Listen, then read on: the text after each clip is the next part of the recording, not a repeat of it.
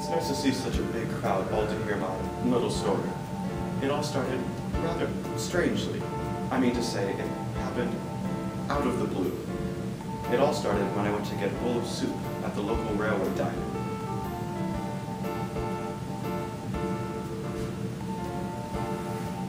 Excuse me, pardon me, miss. I need a bowl of something hot, as fast as you can get it to me. Of course you do. Too bad for you, I already donated my ovaries to the Society for Asexual Women. You might have had a chance last night, Slick. What? She really hit me over the head, that old Celia. But then again, I've always been susceptible to misunderstanding ever since that incident. Never been quite the same since. I don't know what that has to do with anything, lady. I just want a bowl of soup. Fine. What sort of soup would you like? Well, what sorts do you have? Well, there's the goat's blood, of course, which everybody seems to like.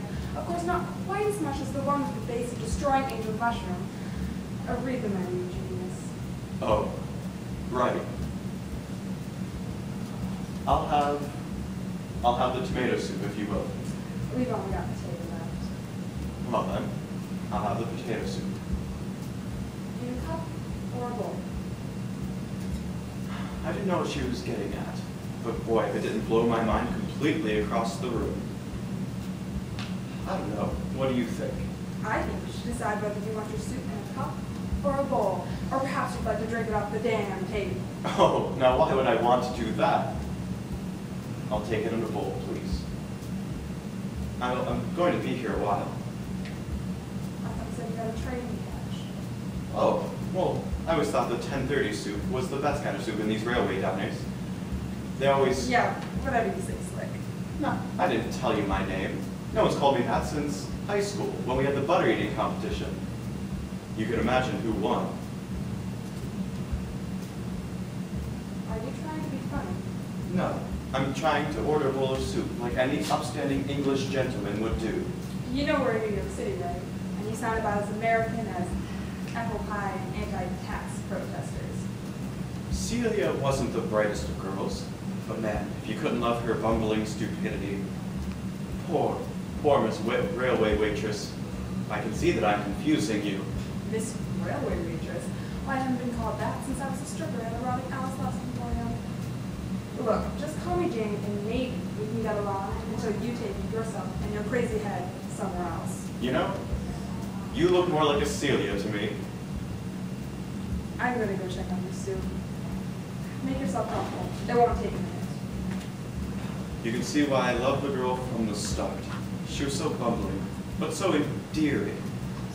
And you couldn't ignore that. Plus, she was a belle that I could get used to reading, if you catch my meaning. So what's the word on that soup, dearie? It's going to take a while. The cook's having trouble with the stove, and we need to heat the stuff up. We came in a bit late for our best soup. So what brings you to New York City, Mr. Jack's the name. But it's nice to hear some decency from a gal like you. Most often, the people that you deal with around here are harlots, or the artsy type who only care about interpretive dance and opera. I'm here for business. Oh, Lord. What kind of business? Entrepreneurial things. Hawking my goods on the street. But no one's buying in this economy, so you've got to serve the public. And boy, do I provide that service. I suppose so. What do you sell? The usual sort of stuff. Methamphetamines, cocaine, and heroin when I can get my hands on it. Whoa there, Jack. Back up a sec. You're telling me you're out on the street selling drugs to people? Hit it on the head. The girl was impressed with me from the start. But girls usually are when you tell them that you're in the business world. A perk of the trade, really. I don't understand. I've got here my briefcase the sort of goods that you're looking for a girl like you and my, trusty revolver. Now this is the sort of thing that girls that work on the late night shifts such as you would need when listening to their customers and their woes. Whoa, there, Jack. That's quite all right. I believe you. I believe you. Do you get a lot of business? Sometimes. Depends on the time of day and the supply, really. and whether that pimp on 42nd Street is having his twofer. A what? A twofer, you know, 2 for 1. I thought an ex-stripper such as yourself would know the meaning of that. She was coming on to me. I could tell from her interest in my business. Most people just usually don't care, and stop caring after I tell them about my goods, or the revolver, of course. It usually is a showstopper. But no, Celia was different. So endearing. And I intended on making her mine. Celia, do you ever think about love? Yes. All the time. I think we were going to go check on your soup again. She could see that I was going to propose something just by looking. Oh, the shake in her voice. She was so nervous. A pretty girl like that. Oh, shaking. With nothing to protect her honor but a flimsy apron and a menu board. But I didn't care. Love at first sight wasn't something I intended on letting slip through my fingers. I didn't intend on putting it off, you know. Seems the soup's going to take a little longer than we previously thought. Cook's getting that lazy, you know, with being the night shift and all. Listen, Celia, we've known each other for quite a bit, and I thought it was time for me to confess something to you. Yes? My dear little Celia, that's just like you to say yes. So endearing. And I have no intention on telling you that I intend on making you my wife. Come again? She was struck almost completely dumb. Then again, who could blame her from being propositioned by Don Juan, such as myself? Marry me, Celia. With your waitressing skills and my supply, we'll put all the pimps on the Broadway district out of business. But Jack, we just met.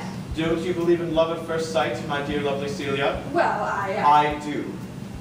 Anyone who doesn't deserves to be taken out back and shot. What do you say, my dear lovely Celia? Yes, Jack, I love you. I have since the moment you walked in here. My dear, dear Jack. Oh, she really made me happy, you know, because she was so happy, and you could just tell. The laughter in her voice, the tear in her eye, the trembling in her voice.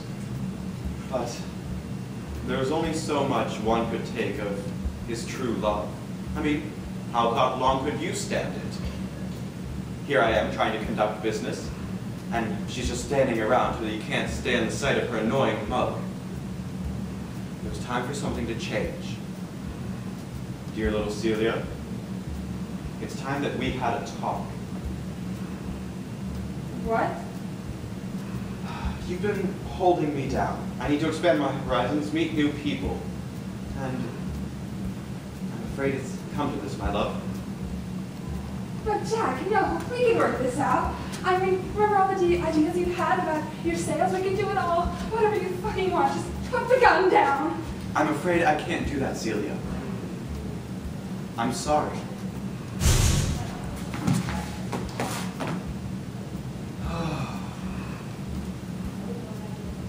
Poor girl. She should have been able to see it coming. Men in my line, we don't have time for true love, or for girls to know about our line of business. So there it is. My life. Nice of you to come and see it. You know, how long does it take to get a bowl of goddamn potato soup?